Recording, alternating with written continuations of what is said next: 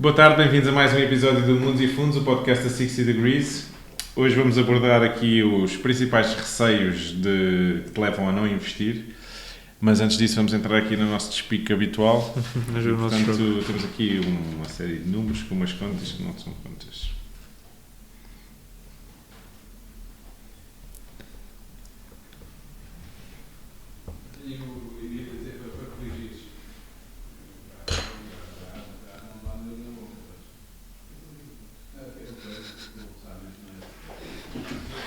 Acho que eu sei.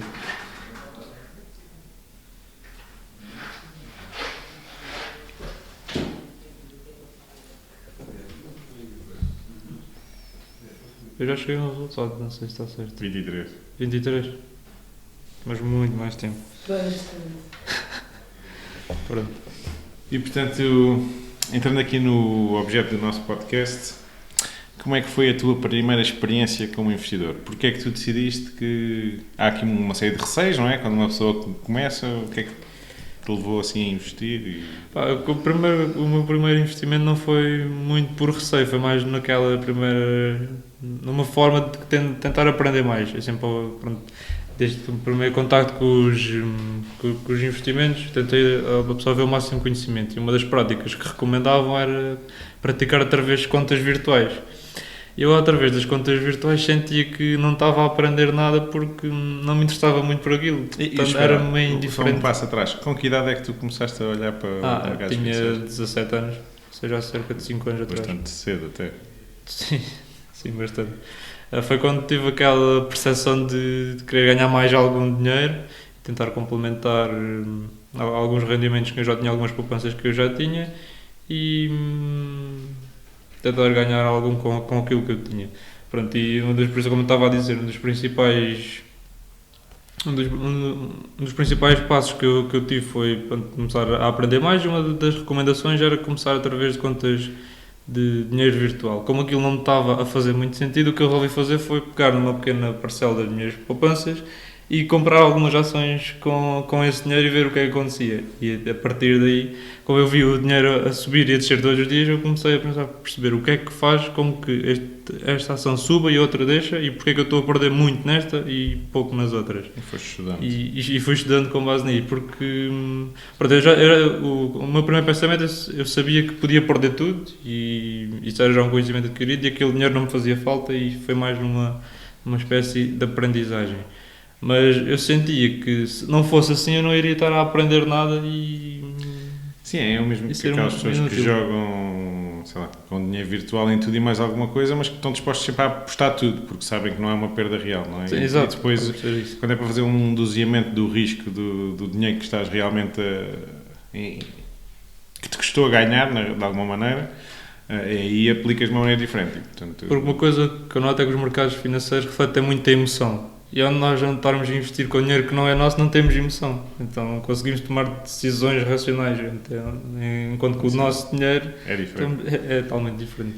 Essa tua experiência, como é que tu te sentiste? Tinhas pessoas à tua volta da tua idade que estavam a fazer o mesmo? Estavas solitário? Se tivesse uma perda, conseguias contar a alguém? Numa primeira fase estava um pouco sozinho, mas ao contar a minha experiência a um colega meu, ele começou a investir também, nós partilhávamos ali algumas ideias sobre as nossas experiências, e sinto que foi uma aprendizagem, porque nós tínhamos visões diferentes sobre aquilo que estávamos a fazer, e a partilha das nossas experiências já acabou por enriquecer o conhecimento de nós os dois, e acabou por complementar a forma como vemos os investimentos, e foi a partir daí que começámos já a alargar. Mas nunca tive uma grande comunidade à minha volta que seguisse os investimentos. E quando tu começaste, já era normal, ou seja, uma parte das coisas que tu pesquisavas, ias ao YouTube ver o que outras pessoas faziam? Sim, houve uma fase inicial, também sinto que isso foi uma fase da minha aprendizagem, em que eu seguia o que a malta no YouTube dizia. Se eles diziam que era para comprar, eu às vezes seguia algumas tendências e comprava. Quando eles diziam que era para vender, às vezes vendia. E sinto que isso foi um grande erro, não pensar por mim, e isso levou-me a algumas perdas numa fase inicial. E por isso digo que meter o dinheiro real serve para nós aprendermos, porque ao errarmos nos investimentos tudo tem um preço. Enquanto se estivéssemos a trabalhar com o dinheiro real eu não ia sentir essa perda, Claro. e provavelmente não ia ligar àquela aprendizagem. Enquanto assim sinto que a aprendizagem foi conhecida. Eu estou a perguntar disto porque quando eu comecei mais ou menos no 4º ano da faculdade, tinha cerca de 21 anos, mas que não havia o YouTube que existe hoje. Portanto, isto era 2007 e, portanto, não havia uma fonte de informação assim... Pronto, ok, umas coisas no Google, etc. Mas não havia a panóplia de pessoas a debitar conhecimento online que existe hoje. E eu senti realmente um bocadinho essa questão de... Não é solidão, mas é só me tinha a mim para confrontar com os meus próprios pensamentos. Não me senti solitário no sentido de desanimado, mas senti-me solitário no sentido de... Era muito por tentativa e erro e pouco por... ok, já alguém fez este erro, deixa-me aprender com eles antes de eu fazer. E, portanto, senti muito que essa questão que tu falaste de pôr o nosso próprio dinheiro em risco foi muito motivador de eu correr riscos calculados em vez de correr riscos desproporcionais. E, portanto, acho que é uma aprendizagem comum que deve ser comum a muito mais gente. E, portanto, se por um lado nós temos medo de perder o dinheiro que nos custou ganhar, por exemplo, no meu caso, também era fruto de algumas poupanças, sei lá, desde a mesada aos trabalhos de verão ou outras coisas que eu pudesse fazer, pequenos trabalhos. Se por um lado temos medo de perder, e acho que isso é comum também e já podemos abordar, mas por outro, esse medo, desde que seja controlado, leva-nos a tomar decisões mais ponderadas em termos do risco que estamos a incorrer, e acho que é um fator importante. Sim, numa fase inicial é assim que deve ser o processo de aprendizagem. Portanto, as primeiras perdas que eu tive, refletindo mais tarde, percebo que é quase o pagar para aprender, é como se tivesse comprado um curso prático. Certo. E acho que é o melhor curso que se pode ter desde que tenhamos uma abordagem de estruturante, que é eu fiz este erro, não quero voltar a fazer, o que é que eu tenho que fazer para não o repetir? E portanto acho que é sempre muito importante. Então, eu fiz aqui uma pequena lista de receios que a maior parte das pessoas tem e que isto foi redigido de várias listas e portanto acho que podíamos abordar cada um deles e portanto o primeiro é posso perder tudo. O que é que tu achas hoje em dia, com a tua experiência, que é, investes numa ação podes perder tudo ou investes em 5 ou 6 também podes perder tudo? O que é que tu achas da tua experiência? Eu tento não investir em nenhuma ação onde possa perder tudo, mas numa fase inicial confesso que caí na tentação de investir nesse tipo de ações. Como estava a dizer, cheguei a ver alguns desses vídeos no YouTube em que tinha aqueles especialistas de mercados financeiros que partilham as suas ideias no YouTube e que dizem para comprar determinadas ações. Na altura foi uma daquelas muito relacionadas com cannabis, em que cannabis ia ser o futuro e não sei o quê, e muitas dessas ações já perderam cerca de 80% do seu valor. Ou seja, se eu tivesse mantido aquelas posições que eu tinha comprado na altura, provavelmente teria perdido bastante dinheiro. Mas portanto, olhando para uma lógica de stock picking versus investir no mercado, o que nós sabemos é quem não quer perder mais tempo com isso e quer ter uma abordagem diversificada e pronto, só ter o dinheiro aplicado, se investir num índice, se investir num mercado diversificado, está a investir na economia como um todo, a probabilidade da economia como um todo falir é muito baixa. Sim. Portanto, este medo de perder tudo, desde que nós tenhamos o mínimo de conhecimento, que é não vamos fazer investimentos alavancados, nem estamos a investir em coisas tipo muito específicas, exatamente, a probabilidade de perdermos tudo é muito mais baixa. Isto fez parte da minha aprendizagem. Na fase inicial eu segui essas indicações dos vídeos que eu via, mas depois ao aprofundar mudei completamente a minha estratégia e deixei de praticar este tipo de investimentos, tal como falamos nos vídeos anteriores. Agora tenho uma carteira mais sólida em ETF, em que invisto na economia como um todo através de exposição das diversas regiões geográficas, e depois tenho uma carteira mais especulativa em que invisto em ações individuais, mas nada deste tipo que possa vir a perder tudo assim de um momento para o outro. É assim, estamos sempre sujeitos a que exista uma fraude e sim. mesmo os investidores mais com maiores recursos para aceder à informação, etc., são sempre sujeitos a um evento desses.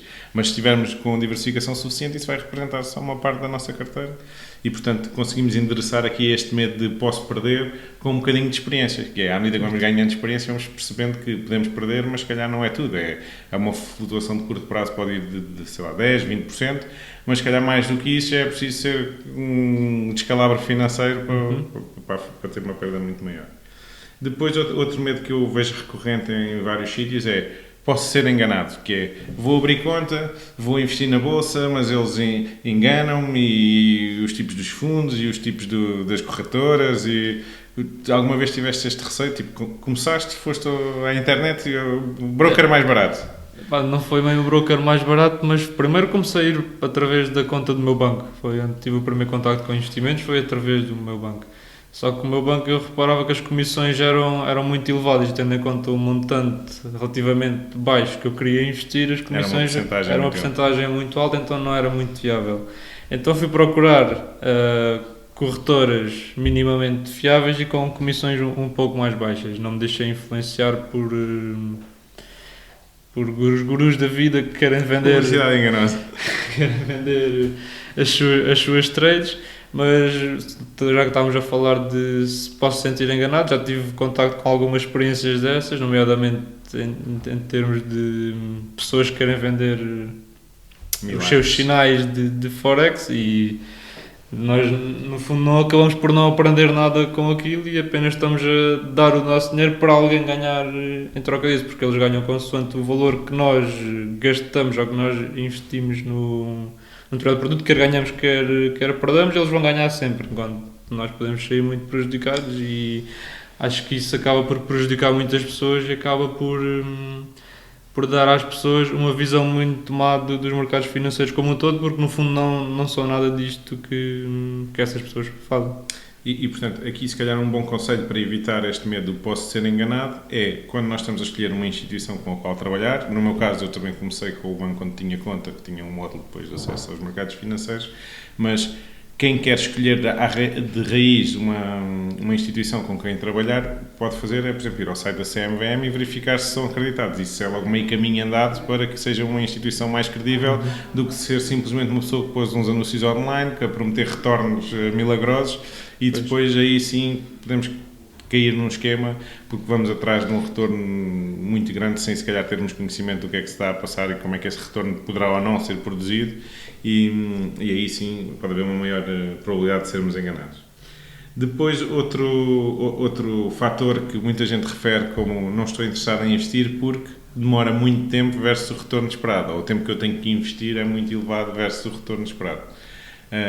Nunca pensaste quanto tempo é que eu já dediquei a investigar e a olhar para os mercados e a investir nesta tarefa como um todo? Eu nunca fiz as contas, mas sei que já despendi imenso tempo. Mas também sinto isso porque eu interesso-me bastante por este tema, e seja através de ler livros, ouvir podcasts ou isso, em qualquer lado eu posso estar a aprender sobre isto e não conto esse tempo como um dispêndio, temas como um investimento no meu futuro, na minha literacia financeira, porque não se trata só de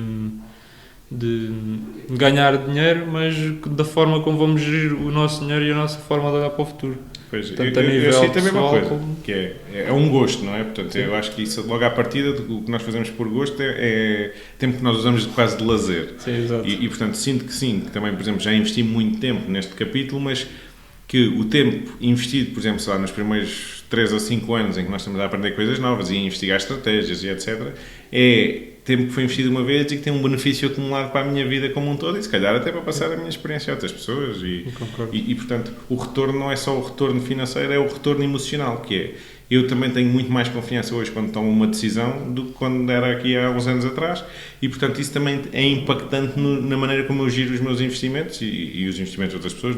E na forma como te sentes a olhar para o teu portfólio, e portanto sabes tomar estas decisões certas. Exatamente, e o porquê das coisas, ou seja, eu tomei esta decisão por A, B e C, e portanto consigo analisar quando é que essas premissas mudam e quando é que eu devo mudar os meus investimentos, e isso é um fator muito importante que me leva a que eu considerar que o retorno não é só o retorno financeiro que eu tive, é também que um retorno emocional de eu consigo ter mais dinheiro investido e se calhar mais risco hoje em dia no meu portfólio porque estou realmente no controle, porque tenho conhecimento suficiente para o gerir.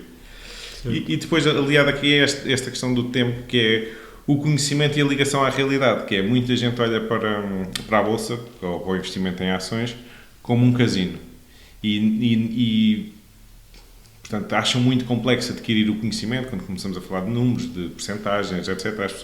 Há pessoas que dizem, eu não percebo nada de matemática, isto não me interessa minimamente, mas isto é uma questão que é uma efetiva barreira a muita gente investir. Porquê? Porque uma coisa é investir nas empresas se calhar que nós conhecemos, olha, vou ao Pingo Doce, portanto vou investir na Jerónimo Martins, ou vou ao Continente e vou investir na Sonai, e aí pode haver uma ligação mais emocional do que o racional financeiro, se a empresa está cara ou está barata, ou está a crescer, ou está com problemas financeiros. E depois, havendo essa ligação à realidade, é difícil tomar uma decisão mais racional do que emotiva. E depois, termos o conhecimento suficiente para fazer esta análise de se a empresa está barata, se está cara, se já tem uma rentabilidade grande no mercado ou não, como é que a empresa se posiciona, etc. É um conhecimento mais específico de análise financeira, de análise de um caso de negócio, e que muitas vezes as pessoas não querem investir esse tempo. Achas que há maneira de dar a volta a este investimento? Há alternativas, nomeadamente através de uma exposição. Nós sabemos que o mercado acionista é composto por empresas e podemos ter, se não quisermos escolher as empresas específicas em que não queremos ter o trabalho o trabalho sim de fazer a análise financeira, essa empresa está cara ou está barata, como acabaste de dizer, podemos expor-nos já à economia global como um todo, através de ETFs onde contemplam milhares de empresas por todo o mundo, e aí estamos expostos não a uma empresa saber se ela está cara ou barata, mas sobre o que é que nós percepcionamos sobre o futuro da economia mundial. Se a economia mundial como um todo irá crescer, as empresas tenderão a valorizar, porque como estamos a comprar um grande par de empresas, e esta evolução tende a acompanhar o comportamento da economia. E assim evitamos esse trabalho e não é necessário um tamanho de conhecimento. Isto vem, portanto, a resposta a este receio, digamos assim, vai um bocadinho entroncar naquilo que nós falámos no último podcast, que é como avaliar os investimentos, que é, por exemplo, se nós delegarmos isso a alguém, seja um ETF ou seja um fundo, como é que avaliamos que essa estrutura está a fazer o trabalho que prometeu que fazia? E portanto é esse conhecimento que nós precisamos ter, e não propriamente como selecionar as empresas, ou se vamos investir mais em ações, em obrigações ou em que geografia. E portanto, de alguma maneira, se nós tivermos um bocadinho de experiência e formos investindo com gosto também, que é para o tempo que nós estamos a despender a adquirir conhecimento ser um bocadinho de autocrescimento, nós vamos conseguir ultrapassar aqui estas barreiras dos principais receios e vamos conseguir pôr o nosso dinheiro a trabalhar para nós, seja com rentabilidades mais elevadas ou menos elevadas, desde que sejam acima de zero, é logo produtivo, não é? Portanto, tem um retorno positivo, acho que será sempre melhor do que ter um retorno a zero. E os mercados financeiros, em média, têm um retorno positivo.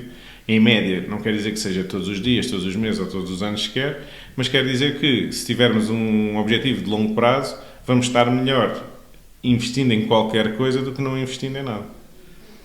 Portanto, fica a recomendação.